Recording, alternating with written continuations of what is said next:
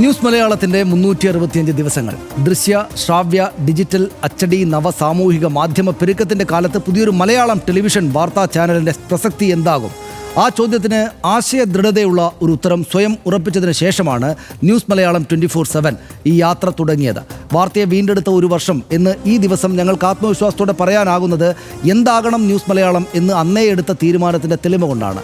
ദുഷ്ടലാക്കും ദുഷിച്ച പക്ഷപാതിത്വവുമില്ലാത്ത വാർത്താ സമീപനം, എല്ലാ വിഭാഗം മനുഷ്യർക്കും ഇടമുള്ള വാർത്തയുടെ ജനാധിപത്യവൽക്കരണം, സെൻസേഷനിസത്തിനും കെട്ടുകാഴ്ചകൾക്കും അപ്പുറം ആഴത്തിലുള്ള വസ്തുതാന്വേഷണ കാഴ്ചപ്പാടുകൾ, വീക്ഷണങ്ങൾ, നേർക്കുനേരെ മാത്രമല്ല പാർശ്വങ്ങളിലൂടെയും വാർത്തയിലേക്ക് നോട്ടം ചെല്ലണമെന്ന ബോധ്യം, മനുഷ്യർ കൂട്ടം കൂടുന്നിടത്തെല്ലാം വാർത്തയുണ്ടാകും എന്ന തിരിച്ചറിവ്, വാർത്തയുടെ വികേന്ദ്രീകരണം, ഒരു വാർത്തയിലും ഇടമില്ലാത്തവരുടെയും ഒരു വാർത്തക്കും വേണ്ടാത്തവരുടെയും നേരെ തിരിയുന്ന വാർത്തയുടെ ഫോക്കസ്, ഇതൊക്കെയാണ് ന്യൂസ് മലയാളത്തിന് വാർത്താ മാനദണ്ഡം. ഇന്ന് ആദ്യത്തെ വിഷയം ഞങ്ങളെക്കുറിച്ച് തന്നെയാണ്, ന്യൂസ് മലയാളത്തെക്കുറിച്ച്. ആദ്യം കാണാം നമുക്ക് RDX റാപ്പ്.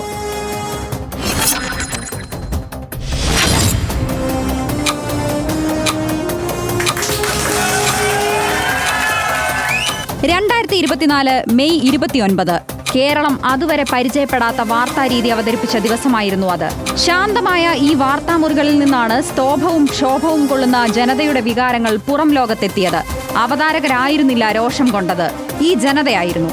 ആദ്യമെത്തിച്ച അനേകം ദൃശ്യങ്ങൾ, ആദ്യമെത്തിയ അനേകം വാർത്തകൾ, കേരളത്തിൽ സംഭവിച്ചത് മാത്രമല്ല രാജ്യത്ത് നടന്നതും രാജ്യാന്തര വാർത്തകളും ഗോളാന്തര വാർത്തകളും ആദ്യം പറഞ്ഞത് ഞങ്ങളായിരുന്നു. കുറഞ്ഞ കാലം കൊണ്ട് തന്നെ പ്രേക്ഷക പ്രീതി നേടാൻ ഇങ്ങനെ കാരണങ്ങൾ അനേകമുണ്ടായിരുന്നു. കേരളം ഇതുവരെ കണ്ടിട്ടില്ലാത്ത വിധമുള്ള എക്സ്റ്റൻഡഡ് റിയാലിറ്റി എന്ന XR സങ്കേതം ഈ വാർത്താമുറിയിലാണ് പിറവികൊണ്ടത്. വാർത്തയുടെയും വർത്തമാനങ്ങളുടെയും വിശ്വാസ്യതയുടെയും ഇടമാണ് ന്യൂസ് മലയാളം. കഴിഞ്ഞ ഒരു വർഷം കൊണ്ട് ഞങ്ങൾ നേടിയെടുത്തത് കേരളത്തിന്റെ കരുതലാണ്. നന്ദി ലോകമെങ്ങുമുള്ള മലയാളികളോടാണ്. RDX rap, news Malayalam.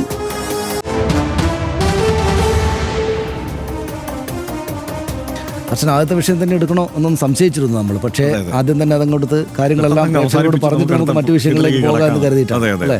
ഒരു സന്തോഷമുള്ള ദിവസമാണ്. തീർച്ചയായും, സംശയമില്ല. എല്ലാവർക്കും അറിയാം, പ്രേക്ഷകർക്ക് അറിയാം നമ്മളെ. പക്ഷേ എന്നാലും ഒന്നുകൂടി ഓർമ്മിപ്പിക്കാം.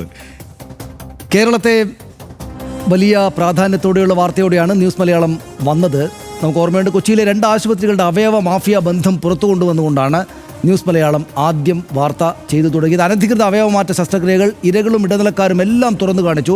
ആ സമീപകാലത്ത് കേരളം കൊണ്ടുവന്ന ഏറ്റവും സമഗ്രമായിട്ടുള്ള വാർത്താ റിപ്പോർട്ടുകായിരുന്നു അത്. കൊല്ലം പരവൂരിൽ മത്സ്യത്തൊഴിലാളികൾക്കിടയിൽ അവയവ മാഫിയ ശക്തമായത് ന്യൂസ് മലയാളം വാർത്തയാക്കി. പണത്തിന് സ്വന്തം ശരീരം മുറിച്ചു വിറ്റവരുടെ വിവരം പുറത്തു വന്നതിന് പിന്നാലെ സർക്കാർ നടപടി ഉടനടി ഉണ്ടായി.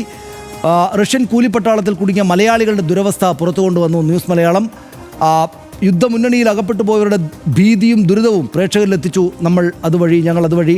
നിരന്തര വാർത്തകൾക്കൊടുവിൽ ഇന്ത്യൻ എംബസി ഇടപെട്ടു, റഷ്യ പ്രതികരിച്ചു. അങ്ങനെ ആ നിലക്ക് വലിയ പ്രതികരണങ്ങളുണ്ടായി. യുദ്ധമുഖത്ത് കുടുങ്ങിക്കിടന്ന ചെറുപ്പക്കാരെ ജന്മനാട്ടിൽ തിരികെ എത്തിക്കാനായി എന്ന സന്തോഷം ഞങ്ങൾക്കുണ്ട്. മ്യാൻമറിലെ തൊഴിൽ തട്ടിപ്പ്, മ്യാൻമറിൽ മലയാളികൾ തൊഴിൽ തട്ടിപ്പിനായി കൊടിയ പീഡനം നേരിടുന്ന ദൃശ്യങ്ങൾ ന്യൂസ് മലയാളമാണ് പുറത്തുവിട്ടത്. കേന്ദ്ര സർക്കാർ വിഷയത്തിൽ ഇടപെട്ടു, അവരെയും ജന്മനാട്ടിൽ തിരികെ എത്തിക്കാനായി എന്ന ചാരിതാർത്ഥ്യവും ന്യൂസ് മലയാളത്തിന് ഈ വർഷത്തിനിടെ സ്വന്തമാണ്. നാടിനെ നടുക്കിയ വയനാട് ഉരുൾ ദുരന്തം റിപ്പോർട്ട് ചെയ്ത് ന്യൂസ് മലയാളമാണ്. വലിയ തോതിൽ പുഞ്ചിരിമേട്ടിലേക്ക് സൈന്യത്തിനൊപ്പം ആദ്യമെത്തി ദുരന്ത വ്യാപ്തി ലോകത്തെ അറിയിച്ചത് ഞങ്ങളാണ്. പുഞ്ചിരിമലയിൽ 2 കുടുങ്ങിക്കിടന്നവരെ രക്ഷിക്കാൻ നിർണായകമായ ഇടപെടൽ നടത്തുകയും ചെയ്തു. അങ്ങനെ നിരവധിയായുള്ള വാർത്തകളുണ്ട്. എല്ലാം കൂടെ ഇതിനകത്ത് വയനാട് ദുരന്തം അതിതീവ്ര ദുരന്തമായി പ്രഖ്യാപിച്ചത് കേരളത്തെ ആദ്യം അറിയിച്ചത് ന്യൂസ് മലയാളമാണ്.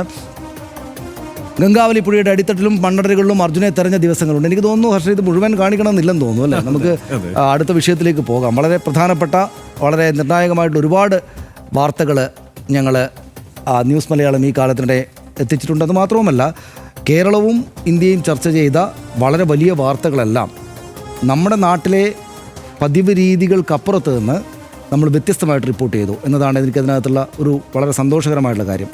അത് ആ നിലക്ക് പ്രേക്ഷകരും അംഗീകരിച്ചു എന്ന് വേണം മനസ്സിലാക്കാൻ, അല്ലേ? തീർച്ചയായും. അതിൽ സരീഷ്, ഇപ്പോൾ നമ്മൾ കഴിഞ്ഞ ഒരു വർഷത്തിനിടെ അതിൻ്റെ ആദ്യത്തെ റേറ്റിംഗ് വന്നപ്പോൾ ബാർക്കല്ലാതെ തൽക്കാലം നമുക്ക് മുന്നിൽ മറ്റ് സാധ്യതകളൊന്നുമില്ല ഒരു ചാനലിൻ്റെ പെർഫോമൻസിനെ അളക്കാൻ.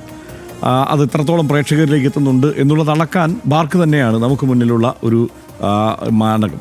ആ നിലയ്ക്ക് നോക്കിയാൽ തരക്കേടില്ലാതെ, അതായത് ഈ ആദ്യത്തെ ഒരു വർഷത്തിനുള്ളിൽ തന്നെ മികച്ച രീതിയിൽ ആളുകൾക്കിടയിലേക്ക് എത്താൻ ന്യൂസ് മലയാളം 24/7 കഴിഞ്ഞു എന്ന് തന്നെയാണല്ലോ വ്യക്തമാവുന്നത്. അപ്പോൾ എനിക്ക് തോന്നുന്ന ഒരു കാര്യം, ഈ ചാനൽ വരുന്ന ഘട്ടത്തിൽ ആദ്യം ഉണ്ടായ ചർച്ച എന്ന് പറയുന്നത് ഇത്രയും ന്യൂസ് ചാനലുകളെല്ലാം ഇവിടെ ഉണ്ടല്ലോ, ഇനി എന്തിനാണ് വേറൊരു ന്യൂസ് ചാനൽ കൂടി മലയാളത്തിൽ എന്നുള്ളതായിരുന്നു. സത്യത്തിൽ ആ സാഹചര്യത്തിലാണ് പുതിയൊരു ന്യൂസ് ചാനൽ മലയാളത്തിൽ വേണ്ടത് എന്ന് തന്നെയാണ്. അതിന് തൊട്ട് മുമ്പ് ഒരു 2 വർഷം ഞാനും സനീഷും ഒക്കെ ഈ ടെലിവിഷനിൽ നിന്ന് മാറി നിൽക്കുന്ന ഒരു സമയമായിരുന്നു. സ്വാഭാവികമായിട്ടും ആ സമയത്ത് തോന്നിയിട്ടുള്ളത് മറ്റൊരു ടെലിവിഷൻ ചാനൽ വേണം എന്നുള്ളത് തന്നെയാണ്. അത് കണ്ടുകൊണ്ടിരുന്നപ്പോൾ എങ്ങനെ അത് വ്യത്യസ്തമാകും എന്നുള്ള ചോദ്യത്തിന് ഒരു പരിധി വരെ സ്വാഭാവികമായും ഈ മാർക്കറ്റിനെയൊക്കെ തിരിച്ചറിഞ്ഞ് തന്നെ വേണമല്ലോ ഇടപെടാൻ. അപ്പോൾ ഒരു പരിധി വരെ അതുകൂടിയാണല്ലോ, മാർക്കറ്റ് കൂടിയാണ്, അത് മറച്ചു വെച്ച് നമുക്കൊന്നും പോകാൻ കഴിയില്ല. അപ്പോൾ അത് ആ നിലയ്ക്ക് നമ്മൾ ഇടപെടുമ്പോൾ ഒരു പരിധി വരെ നമുക്ക് നമ്മുടെ പ്രതീക്ഷകളെയും ഈ പ്രേക്ഷകരുടെ പ്രതീക്ഷകളെയും എല്ലാം, അതായത് നമ്മളൊരു പ്രേക്ഷകൻ എന്ന നിലയ്ക്ക് തന്നെ, ഒരു സാധാരണ പൗരൻ എന്ന നിലയ്ക്ക് തന്നെ മാധ്യമങ്ങളെ കണ്ടുകൊണ്ട് തന്നെയാണ് ഇതിലേക്ക് വന്നത്. ആ ഒരു പരിധി വരെ ആ നമ്മുടെ ഒരു കാഴ്ചപ്പാടിലേക്ക് തന്നെ, അതിലൂടെ തന്നെ നമുക്ക് മുന്നേറാൻ കഴിഞ്ഞു എന്ന് തന്നെയാണ് എനിക്ക് തോന്നുന്നത്. അത് തന്നെയായിരിക്കും നമുക്ക് തരക്കേടില്ലാത്ത ഒരു പ്രേക്ഷക പ്രീതി പിടിച്ചു പറ്റാനും ആളുകൾ ചർച്ച ചെയ്യുന്ന നിലയിലേക്ക് മാറാനും ഒക്കെ കഴിഞ്ഞതിന് കാരണം എന്നാണ് എനിക്ക് തോന്നുന്നത്. അതാണ് നമുക്കിത് കൂടെ പറഞ്ഞ് പെട്ടെന്ന് തന്നെ നമുക്ക് അടുത്ത വിഷയത്തിലേക്ക് പോകാം. പക്ഷേ ഈ വാർത്തയെ വീണ്ടെടുത്ത ഒരു വർഷം എന്നാണല്ലോ നമ്മൾ എഴുതുകയും പറയുകയും ചെയ്യുന്നത്. വാർത്ത എത്തിക്കുക എന്ന പ്രാഥമികമായ ദൗത്യത്തെ നമ്മൾ തിരിച്ചു പിടിച്ചു എന്നെനിക്ക് ഈ ഘട്ടത്തിൽ പറയാൻ തോന്നുന്നുണ്ട്. അത് പുറത്തു നിന്ന് നോക്കുമ്പോഴാണെങ്കിലും അല്ലെങ്കിൽ കഴിഞ്ഞ കുറച്ചു കാലമായിട്ടാണെങ്കിൽ വാർത്ത എന്നുള്ളിടത്ത് വാർത്ത വെച്ചുള്ള 1-2 വാർത്ത വെച്ചുള്ള ചർച്ചകളുടെ ഒരു സ്ഥലം, ചർച്ചകൾ നടക്കുന്ന ഒരു സ്ഥലം ആയിട്ട് ഈ വാർത്താ ചാനലുകളുടെ സ്പേസ് മാറിയിരുന്നു. അതായത് 1-2 വാർത്തകൾ രാജ്യത്തോ നാട്ടിലോ സംഭവിക്കും, അത് വെച്ചിട്ട് ചർച്ചകൾ നടത്താനുള്ള ഒരു സ്ഥലമാണ് ടെലിവിഷൻ വാർത്താ ചാനലുകൾ എന്ന നിലയിലേക്ക് കാര്യങ്ങൾ പതുക്കെ വന്നിരുന്നു. 4 ഹെഡ്ലൈൻസ് ഉണ്ടാകും, നമുക്കറിയാം 4 ഹെഡ്ലൈൻസ് ഉണ്ടാകും. അതിനകത്ത് പിന്നീട് അങ്ങോട്ട് ചർച്ചയാണ്. അവതാരകർ നമ്മളിവിടെ നിൽക്കുന്നു, നമ്മൾ ചർച്ച നടത്തുന്നു. റിപ്പോർട്ടർമാർ അവിടെ നിൽക്കുന്നു, റിപ്പോർട്ടർമാർ ചർച്ച നടത്തുന്നു. അങ്ങനെ ഒരു വാർത്തയുടെ നിരവധി വശങ്ങൾ ഒരർത്ഥം കുറേയൊക്കെ ഗുണമുണ്ട്, ഇല്ല എന്നല്ല, പൂർണ്ണമായിട്ടൊക്കെ തള്ളിക്കളയാവുന്ന കാര്യമൊന്നുമല്ല. ആളുകൾ സംസാരിക്കുകയാണ്, വിവരങ്ങൾ സ്വാഭാവികമായിട്ടും വരും. പക്ഷേ രാജ്യത്തും ലോകത്തും നിരവധിയായുള്ള വാർത്തകൾ സംഭവിച്ചുകൊണ്ടിരിക്കുമ്പോൾ നമ്മൾ ഇവിടെ തന്നെ നിൽക്കുന്നത് കൊണ്ട് പല വാർത്തകളും മിസ്സാവുകയാണ്. അപ്പോൾ അതിനകത്ത് നിന്ന് നമ്മൾ വാർത്തകളുടെ തിരിച്ചുപിടിക്കൽ ആ നിലക്ക് നടത്തി. ഒരുപാട് വാർത്തകൾ വന്ന് ഒരുപാട് വാർത്തകൾ പുറത്ത് സംഭവിക്കുന്നുണ്ട് എന്ന് നമ്മുടെ റിപ്പോർട്ടർമാർ വഴി നാട്ടുകാരാകെ തിരിച്ചറിഞ്ഞു. ആ നിലക്ക് പെട്ടെന്ന് അവർക്കറിയാമായിരുന്നു മറ്റു പല മാർഗങ്ങളിലൂടെയും. അപ്പോൾ ഈ ചാനൽ കൊള്ളാമല്ലോ എന്ന അഭിപ്രായം നമ്മുടെ പ്രേക്ഷകർക്കുണ്ടായതിലെ സന്തോഷം നമുക്ക് കിട്ടാനിടയായത് അങ്ങനെ കൂടെയാണ് എന്നതാണ് അതിൻ്റെ ഒരു കാര്യം. അങ്ങനെ മനുഷ്യർ പാർക്കുന്ന എല്ലാ ലോകങ്ങളിൽ നിന്നുള്ള എല്ലാ വാർത്തകളും നമ്മളിലേക്ക് വന്നു. അതിലെ ഒരു സന്തോഷം എന്താണെന്ന് വെച്ചാൽ അതുകൂടെ നമ്മൾ പറഞ്ഞു പോകണം.